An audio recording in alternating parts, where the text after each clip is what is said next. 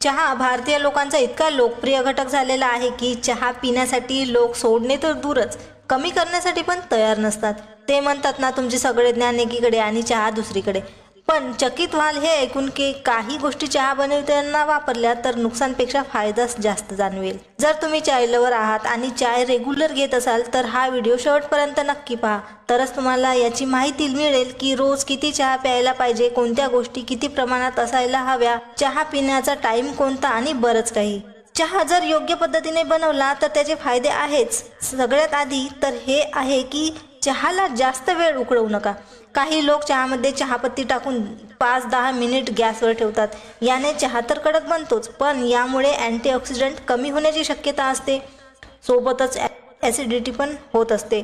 म्हणूनच काही लोक म्हणतात ना, बाहेरची टी स्टॉलवाली चहा पिण्यायोग्य नसते, कारण ती जास्त वेळ उकळली जाते आणि वारंवार तीच पत्ती वापरण्यात येते।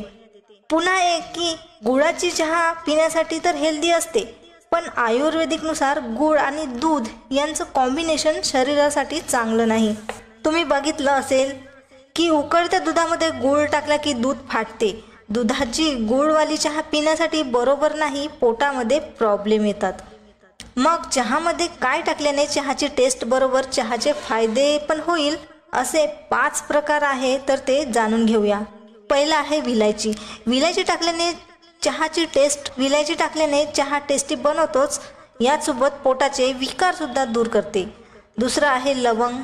एक छोटीशी लवंग शरीरामध्ये फ्लेक्सिबिलिटी वाढवते, शरीरातील नसांना मोकळे करण्याचे काम करते। तिसरं आहे अद्रक। अद्रक तर प्रत्येकजण स्पेशली चहासाठीच वापरत असेल, पण अद्रकचे तुकडे वाळवून त्याची पावडर सुद्धा चहामध्ये वापरू शकता। चौथा आहे दालचिनी। ब्लड शुगरचा त्रास असेल तर त्या लोकांनी दालचिनी टाकून बनवलेला चहा अवश्य बनवावा। पाचवा आहे सोप। क्वचितच लोक सोप टाकून चहा बनवत असेल, पण सोप जर चहामध्ये टाकली तर टेस्ट सोबतच पचनक्रिया पण सुधारू शकते, म्हणून सोप टाकली तर टेस्ट सोबत त्याचे फायदे पण जाणवते। ॲसिडिटी होण्याची शक्यता कमी होते। चहा बनवताना जितके कप चहा बनवायचा आहे तितकेच प्रमाणात पाणी घ्या, नंतर त्यामध्ये बाकी इन्ग्रेडियंट्स टाका, म्हणजे बाकी हर्ब्स जसं लवंग आहे, सोप, दालचिनी वगैरे। 5 मिनिट याला उकळल्यानंतर मग त्यामध्ये चहापत्ती टाका आणि लगेच दूध। बस त्याला एक उकळी आल्यानंतर गॅस बंद करा। एक हेल्दी चहा तयार आहे। आता चहा नेमका कोणत्या वेळेला घ्यायचा, तर चहा सकाळी उठल्याबरोबर लगेच पिऊ नका। असे केल्याने म्हातारपण लवकर येते आणि शरीर डिहायड्रेट होते। तर मग सकाळी नाही तर कधी घ्यायचा?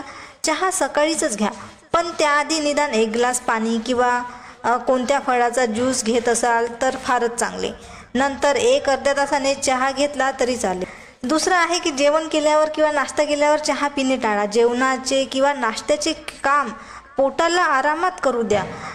आता समजा की तुम्ही प्रोटीनने भरलेली डाळ, वरण, भात खाल्ली आणि लगेच चहा पिली तर ते प्रोटीन शरीराला लागेलच नाही।